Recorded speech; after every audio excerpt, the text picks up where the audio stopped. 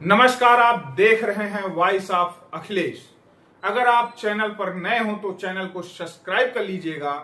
सरकारी दफ्तरों में आग लगना कोई नई बात नहीं है, लेकिन सरकारी दफ्तरों में आग तभी लगती है जब कुछ बड़ा होने वाला होता है, कुछ नया होने वाला होता है। अगर सीधे सीधे कहें तो सरकार डगमगाने वाली होती है या सरकार गिरने वाली होती है। भारत देश में सरकारी दफ्तरों में आग लगना इस बात का संकेत होता है कुछ तो बड़ा होने वाला है।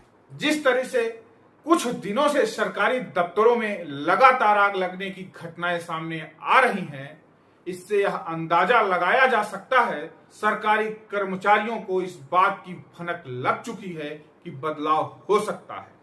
18 दिन और शेष हैं जब इस देश को नया प्रधानमंत्री मिल जाएगा। चुनाव का रिजल्ट आपके सामने होगा। अभी 18 दिनों में क्या कुछ होगा, इसका हम और आप सिर्फ कयास लगा सकते हैं, और खास तौर से तब जब चुनाव परिणाम धीरे धीरे सत्ता के खिलाफ जाने लगे। तो लगातार चरण दर चरण होती हुई वोटिंग इस बात का एहसास करा रही है इस देश में मोदी सरकार 10 वर्ष के बाद चुनाव हार रही है। ऐसे में जरा कल्पना कीजिए कि अगले 18 दिनों में क्या कुछ हो सकता है, क्योंकि चुनाव के ऐलान के बाद से आज की तारीख तक इस देश में इनकम टैक्स डिपार्टमेंट ने तकरीबन 1700 नोटिस जारी किए। देश के अलग अलग हिस्सों में यह नोटिस सिर्फ और सिर्फ व्यापारियों को जारी किए गए, यानी इसमें वह नोटिस नहीं है जो किसी नौकरशाह किसी बड़े अधिकारी को भेजे गए हों।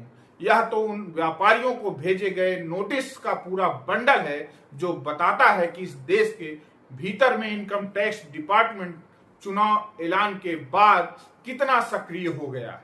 और उसकी सक्रियता का आलम यह रहा, हर वह बिजनेसमैन जो कहीं किसी राजनीतिक दल से जुड़ा है या फिर किसी राज्य में जहां पर बीजेपी की सरकार नहीं है, वहां पर किसी भी नेता के साथ उसके ताल्लुक है, नोटिस उसके दीवार पर चस्पा हो रही है। इतनी बड़ी तादाद में नोटिस भेजने का मतलब क्या हो सकता है, खास तौर से तब जब इस देश के भीतर बीते 10 वर्ष में सरकार की एजेंसियों को लेकर इतने सवाल उठे हों। इससे पहले यह सवाल सीबीआई को लेकर उठा करते थे और लोग बोलने लगे थे सीबीआई सरकार का तोता है। लेकिन सीबीआई के बाद ईडी का जन्म जिस तरीके से हुआ वह किसी से छुपा नहीं है।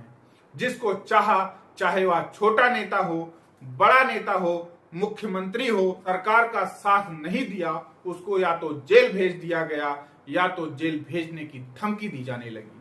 सरकारी एजेंसियां विपक्ष पर कैसे नकेल कस सकती हैं, और उसमें बड़ी भागीदारी इनकम टैक्स डिपार्टमेंट की भी आ गई है। जब से चुनाव शुरू हुए हैं, इंडिया गठबंधन खास तौर से कांग्रेस के नेता राहुल गांधी और उनके प्रवक्ता बार बार खुले तौर पर कहा कि सत्ता में आए तो हर फाइल खुलेगी।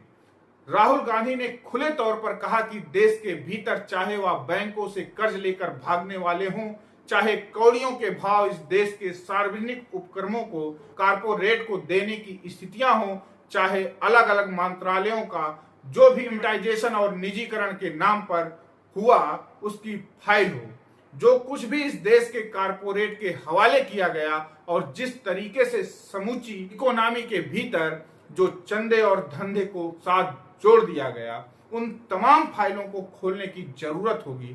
और आज की तारीख में 380 सीटों पर वोटिंग पूरी हो गई है। एक लिहाज से अब बहुत नजदीक यह देश जनादेश को लेकर पहुंचने लगा है। ऐसी स्थिति में क्या वाकई सरकार को इस बात का कहीं एहसास तो नहीं हो गया कि उसकी कुर्सी खिसक रही है, और इस बात का एहसास क्या वाकई इंडिया गठबंधन या कांग्रेस को हो चला है, जहां वह बार बार कहती है हर जांच होगी, हर फाइल खुलेगी, क्योंकि सामान्य तौर पर भारत में इससे पहले ऐसा नहीं है कि अपनी फाइल को छुपाने के लिए इस देश के किसी सरकारी दफ्तरों में आग न लगी हो। ऐसे तो बहुत मौके हुए हैं। 16 अप्रैल इसी वर्ष चुनाव का ऐलान होने के बाद दिल्ली के नॉर्थ ब्लॉक में जहां पर होम मिनिस्ट्री है, वहां पर भी दूसरी मंजिल पर आग लग गई थी। जिसे 15 से 20 मिनट में ही बुझा लिया गया और दावा किया गया किसी तरह का कोई डॉक्यूमेंट नहीं जला, लेकिन कंप्यूटरों को क्षति पहुंची है। मतलब सॉफ्टवेयर के जमाने में सॉफ्टवेयर कॉपी में आग लगी है। 16 अप्रैल की आज हम जिक्र इसलिए कर रहे हैं क्योंकि 14 मई को यह आग इनकम टैक्स डिपार्टमेंट में पहुंच गई। आग की लपटें इतनी भयानक थी कि घंटों मशक्कत के बाद आग पर काबू पाया गया। जिस तरीके का दृश्य था वह चौंकाने वाला था। अब सवाल है, क्या वहां रखी हुई तमाम फाइलें, चाहे वह सॉफ्ट कॉपी हो या हार्ड कॉपी, क्या सब खत्म हो गई? सबसे पहले आपको वह तस्वीर आज की देखनी चाहिए जहां पर इनकम टैक्स के तमाम आला अधिकारी बैठते हों, जहां से देश भर में इनकम टैक्स के नोटिस भेजे जाते हों। उसका पूरा कच्चा चिट्ठा वहां पर मौजूद होता है। इन सब के बीच आपको बता दें, किसी के आहत होने की खबर नहीं है। ऐसा होता भी है कि सरकारी दफ्तर में आग लगने के बाद सिर्फ फाइलें नष्ट हो जाती हैं, जल जाती हैं, वह चाहे सॉफ्ट कॉपी हो या हार्ड कॉपी में। इसके अलावा किसी के आहत होने की खबर आज तक आपने नहीं सुनी होगी। अब दिल्ली के राजनीतिक गलियारों में सवाल होने लगा है, क्या सरकार जा रही है?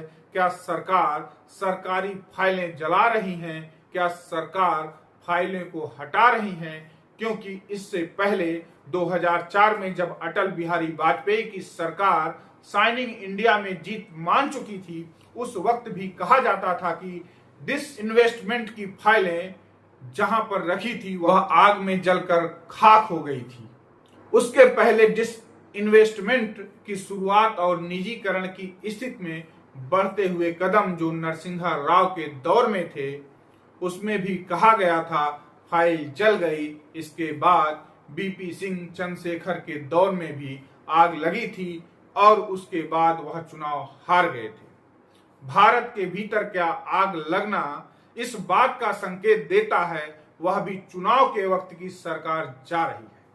मौजूदा सरकार में विपक्ष के करीब 125 बड़े पॉलिटिशियन, जिनके दरवाजे पर ईडी, सीबीआई, इनकम टैक्स जैसी सरकारी एजेंसियां नजर आई, छापा मारा, नोटिस भेजा, किसी को गिरफ्तार किया, बाद में वह सिर्फ एक आरोप भर रह गया। चुनाव ऐलान के बाद दो मुख्यमंत्रियों को जेल में डाल दिया गया। बड़ी मशक्कत के बाद एक मुख्यमंत्री को चुनाव प्रचार के लिए जेल से निकाला गया।